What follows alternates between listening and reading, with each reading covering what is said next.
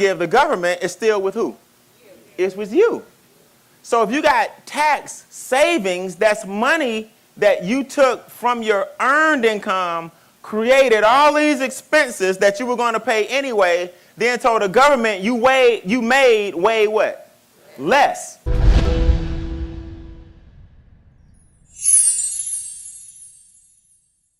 Legally, ethically, and morally. The government says, wait a minute now. You made $85,000, but you put $20 in your IRA. The government lets you stash for your future. So that's income shifting. It went from you back to who? You again. But the transfer of that earned income out of your earned income into portfolio income gave you $20,000 in deductions. But whose 20 is it?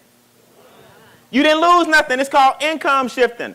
The reason most people are broke, they feel like they need every dime. So they won't shift their money to their IRA. Well, if you don't do that, you're going to be working for the rest of your life.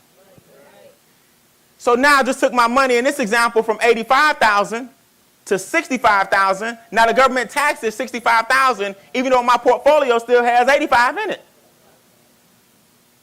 So the name of the game is to get this earned income as low as what?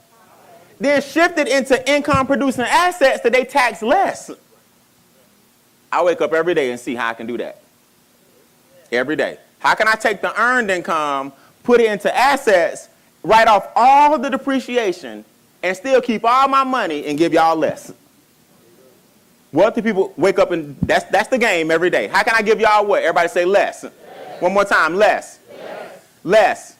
The name of the game is to get the government less. So your home-based business allows you to give the government less legally. I tell people this all the time. Anytime the government wants you to do something, they give you a tax incentive. That's their way of whispering to you, do this, do that. If we give you a tax break, people will do it.